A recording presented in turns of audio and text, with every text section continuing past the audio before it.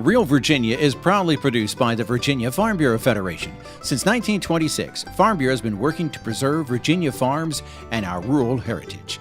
Visit our website at vafb.com.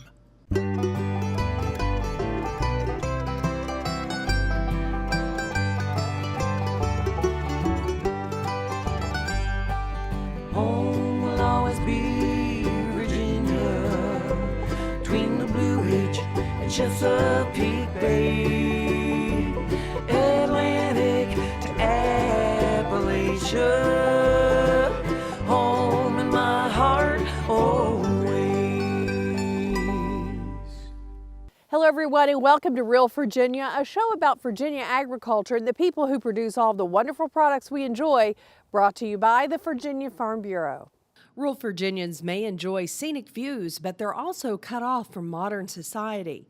Chef Maxwell has a recipe for a savory cheesecake treat, and agriculture is a vital part of beautiful Orange County, Virginia. Welcome back, everyone. We're coming to you from a farm in Powhatan County, and for years, farmers as well as rural Virginians have struggled with dial-up internet or expensive satellite connections. And now there's some hope that progress will be made to connect our rural cousins with the rest of the world. For many Virginians, logging onto the internet is still anything but point and click. According to a 2016 Virginia Chamber of Commerce study, only 55% of rural Virginians have access to high-speed broadband.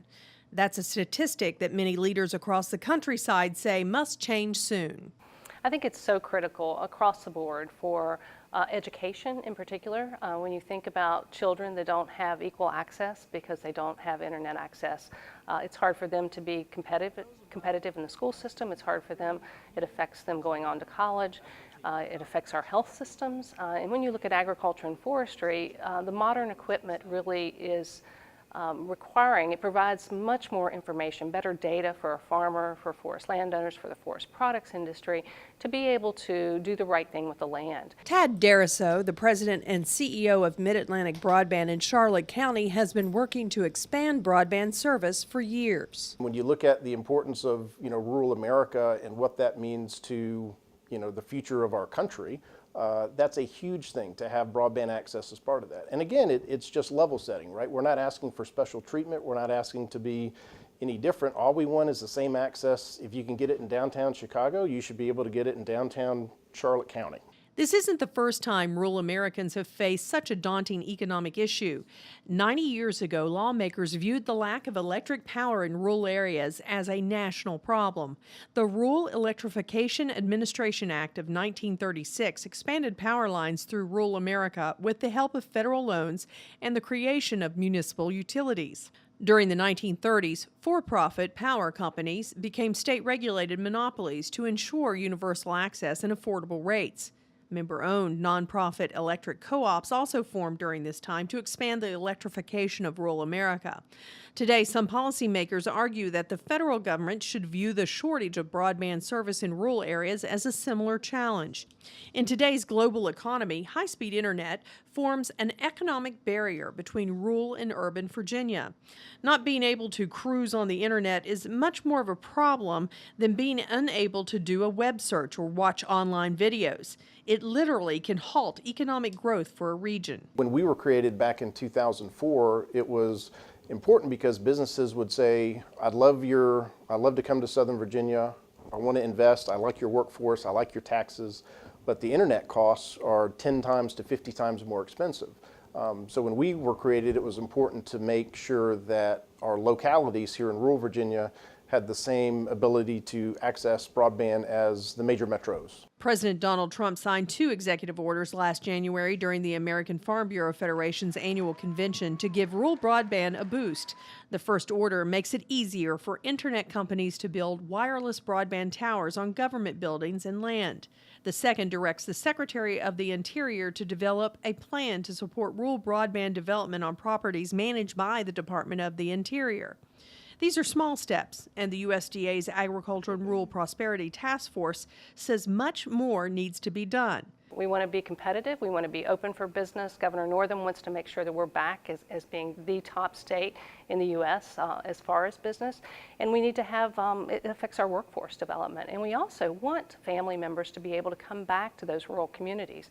It's really important as we transition farms, as we see that the demographics across the state. We have an aging population for our farmers and our forest landowners.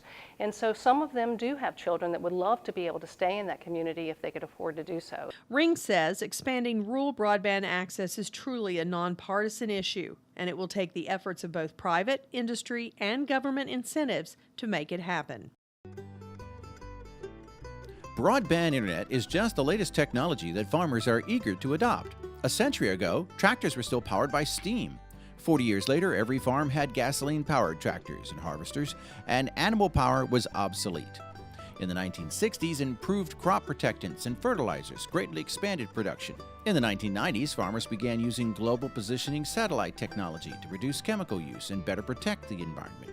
Today, remote-controlled drones are becoming important tools to increase farm productivity, and improved seed genetics are boosting crop yields even during poor growing seasons. Hi, today we're going to be talking about how to keep deer out of your home garden from the ground up. Please stay tuned. More than 90 years ago, the Virginia Farm Bureau made a promise to our local farmers to protect and preserve a way of life they'd worked so hard to establish. Today, our insurance agents work to protect all Virginians, not just farmers. Anyone can be a Farm Bureau member and enjoy the many benefits of membership. There's a local Farm Bureau in every county of the state. We think everyone should be a friend of the farm. Visit our website at vafb.com to learn more.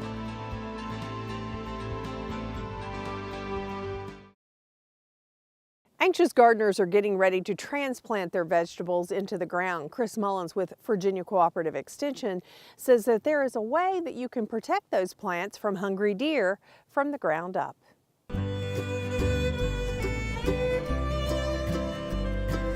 Well, hi and welcome. Today we're at Fauquier Education Farm near Warrenton, Virginia, and we're here with Mr. Jim Hankins, the executive director here at the farm. Jim, I wanted to talk a little bit about deer. Deer are always bothering people's gardens, eating things up, and there's a lot of home remedies people use. Sometimes they work, sometimes they don't, but I think you've got a better way to keep deer out of the garden. Well, a 3D deer fence works really, really well. Most of those other techniques like putting hair around your garden or fox urine, they just don't work. Right. And if you are really counting on getting this stuff out of your garden, this area in particular, boy, we have a huge deer population. And you know, going to that really high-cost 10-foot deer fence that they can't jump over, you know, that can be really cost-prohibitive. This is called a 3D deer fence, and it works really well.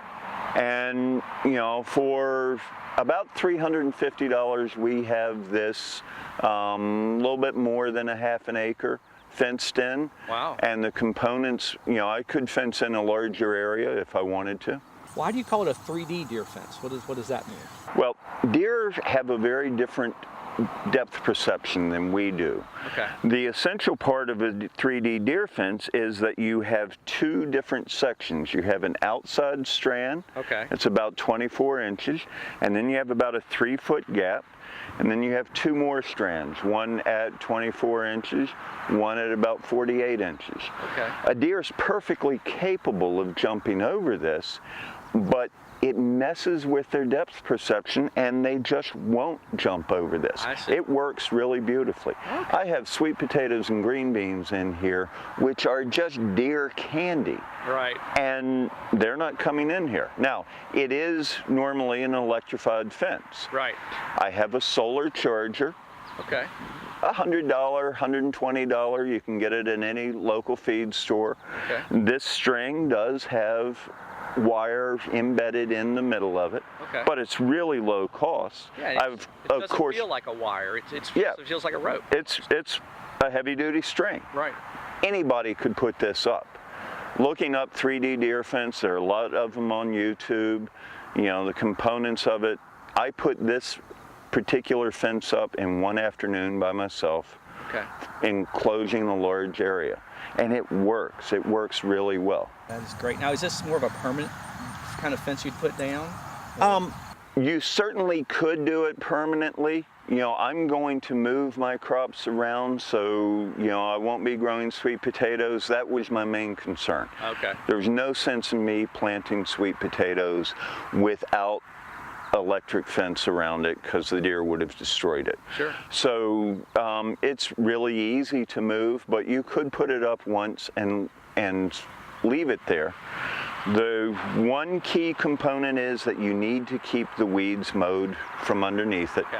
As soon as the grass comes up, it shorts out the electricity, but it's just really easy. So this is great. Kind of a pretty low cost kind of fence that can be put anywhere. It's flexible though. If somebody wanted to just exclude animals out of a certain part of their garden, they could.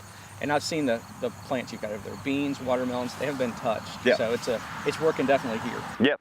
Oh, it works. It works really well. Well, great. Thank you so much, Jim, for letting us come out here and talk to us about a way to keep deer out of the garden.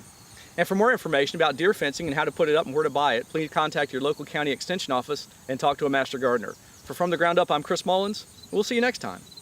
From the Ground Up is presented with the generous advice and assistance of Virginia Cooperative Extension. Visit their website at ext.vt.edu. Virginia crab is delicious, and so is cheesecake. Chef Maxwell combines these two favorites in a delicious recipe up next in the heart of the home. Horses, food, and fun. They're all coming March 23rd to the 25th at the Virginia Horse Festival at Meadow Event Park. Experience 3 days of family-friendly activities for the horse lover in all of us. Shop vendors selling boots, barns, food, and trailers. New this year, children 12 and under are free. Visit the Chenery collection of rare Meadow Stable memorabilia as we celebrate the birthday of Secretariat, America's most famous racehorse. Learn more at virginiahorsefestival.com or on Facebook on the Virginia Horse Festival page. Most of us think of cheesecake as a dessert dish. Chef John Maxwell never misses a chance to enjoy Virginia seafood, and that's why he's created this savory cheesecake recipe for us in the heart of the home. Hi, welcome to Heart of the Home. We're here at Meadow Hall and Meadow Event Park, Doswell, Virginia, where every week we get to play with some great Virginia food. This is the ultimate Virginia food. This is crab meat, blue crab from the Chesapeake Bay. And we're going to be making a cheesecake with it. Roasted pepper and crab cheesecake. So I've got a mixer over here, which makes a little bit of noise. So I'm going to tell you what I'm going to do now, and then I'm going to do it because you won't be able to hear it over the mixer. So I've got eggs, cream, Dijon mustard, roasted peppers, and a couple of kinds of cheeses that are going to go in, and we're going to mix this and get it nice and smooth, and then I'm going to add the crab meat to it. All right, so I'm going to lower this down, lock it in place, and let it start to mix.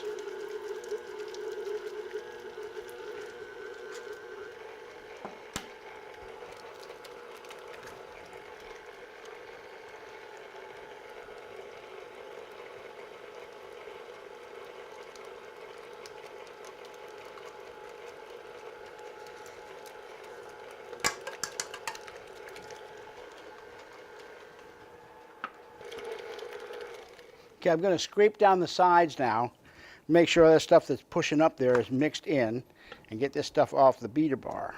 All right, so that's there. I'm going to turn this back on now.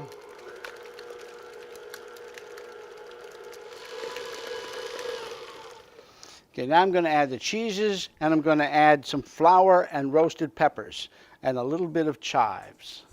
There's the chives. All right. There's the cheese. I got Asiago cheese and Fontina cheese that's going in. Asiago is kind of like a Parmesan. It's not exactly the same, but it's got that same kind of graininess to it. Here we go again.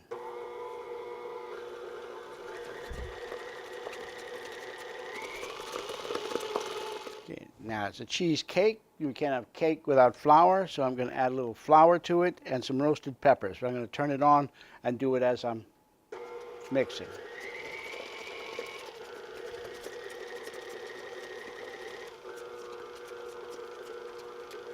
Okay, that's all nice and mixed. I'm going to add the roasted peppers, but when I add the roasted peppers, I don't want to mix it too much after that because it'll mush the peppers and turn my whole thing red.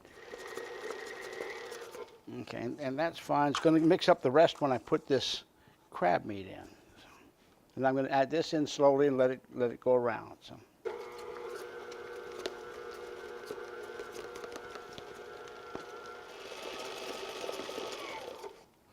Okay, that's the mix.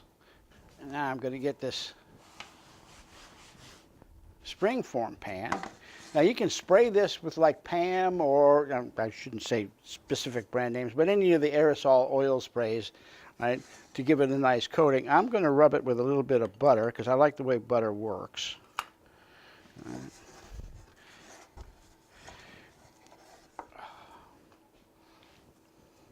And get a little Asiago cheese too.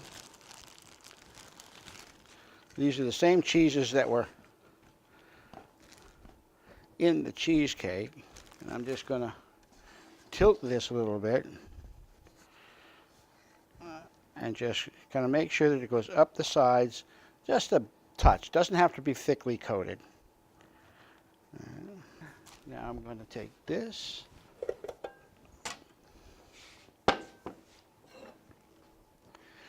See how complicated this is, right? Don't tell any of your friends how easy this is. They'll all be doing it.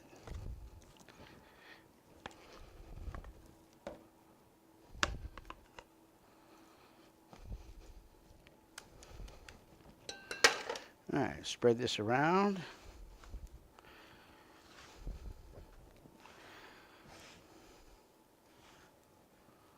Now it's just about ready to go into the oven. And it's the water bath. I'll put it in there, and there we go. All right, now that's in the oven at 240 degrees. It's going to have to stay in there for an hour and 40 minutes in the water bath. So it's nice, slow, even cooking. All right, now we've got the cheesecake, crab and roasted pepper cheesecake. It was in the oven for an hour and 40 minutes at 240 degrees. It spent another 40 minutes setting out, waiting, and then we put it in the refrigerator for a little while. So let me cut a wedge out of this.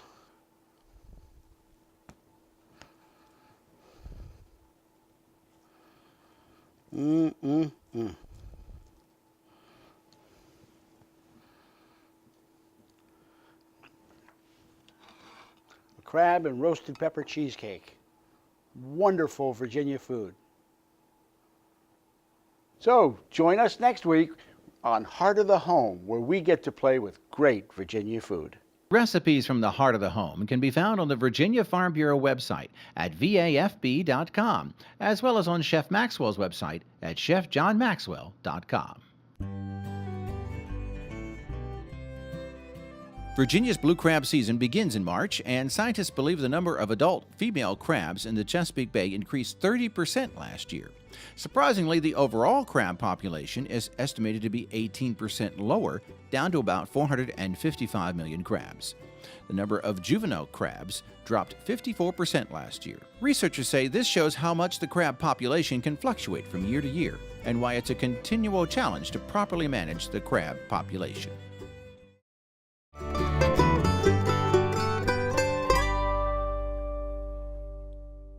Orange County, Virginia possesses a rich history that goes back to the founding of our country. As Dave Miller reports, it turns out this county also has a thriving agricultural economy that dates back just as far. Situated in the heart of central Virginia, Orange County was once the largest county in the nation. During the early 1700s, its western border stretched all the way to the Mississippi River. James Madison, a founding father who helped draft the U.S. Constitution and the Bill of Rights, spent his life here. Montpelier, his home, is a historic site. President Zachary Taylor was born here, and a number of Civil War engagements occurred in and around Orange County, including the bloody Battle of the Wilderness. Tobacco was once a principal crop in Orange County, and agriculture has always been vital to the economy. Today, Orange County is a big part of Virginia wine country, and many of the crops grown here are more consumer-friendly than traditional farm commodities, giving farmers a lot of potential customers. From an ag receipt standpoint in Orange, we're probably in the top 5 in the state, primarily due to the horticulture industry and the 2 large commercial greenhouses that we have, being Battlefield Farms and American Color. I think they primarily produce plants for the big box stores. They ship plants up and down the East Coast. So they're a very large part of Orange County's agricultural revenue. Liberty Mills Farm has the largest corn maze in the state, so we attract a lot of folks for agritourism, especially in the fall.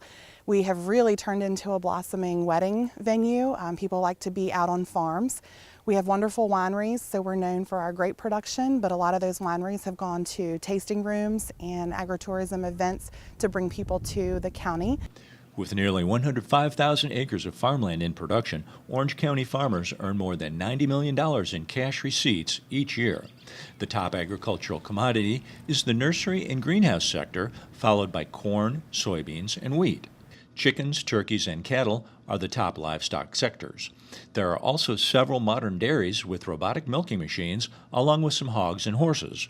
251 acres of wine grapes were raised here in 2015, producing 922 tons of grapes. For an area famous for scenic panoramas, Orange County has a very strong green industry. Most nurseries in the industry sell, the growers sell to a retail garden center or to a landscaper. Instead, we grow our trees and then we market them to the end user, and so we will install them for our clients. So we have the retail markup and the installation charges, adding all that revenue to the trees that we grow here at the nursery. We're seeing a side harvesting operation. We've got an automatic side harvester here that we use. It's really made us very productive and efficient. We're not relying on a huge labor force. We can operate this business with just a very few number. I have 2 full-time employees, plus myself and my wife. Just like elsewhere in rural Virginia, Orange County farmers are dealing with economic growth. The beautiful countryside and comfortable small towns are very attractive to tourists from nearby Richmond and Northern Virginia, and that's making it difficult for some farmers to expand. We're seeing more people come down and they want to purchase maybe a 20 to 50 acre estate, but they're not necessarily interested in having production ag there. They don't want the smell of the livestock. So we're trying to help farmers find access to that land to be able to continue doing what they're doing rather than just having people mow extremely large lawns. Fortunately, the local community supports the farming lifestyle of their neighbors, and many of the farm businesses in Orange County depend on visitors.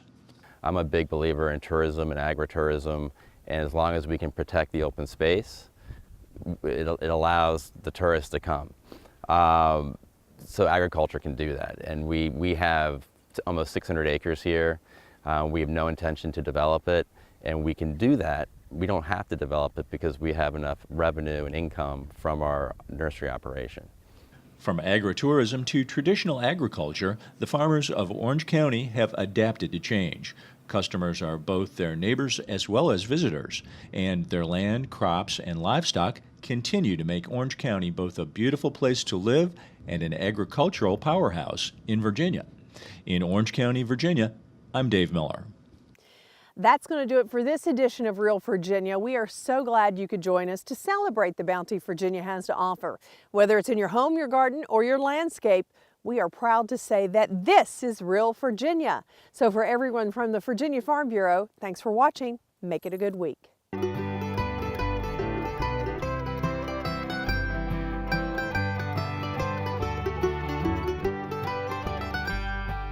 Home will always be Virginia, between the Blue Ridge and Chesapeake Bay.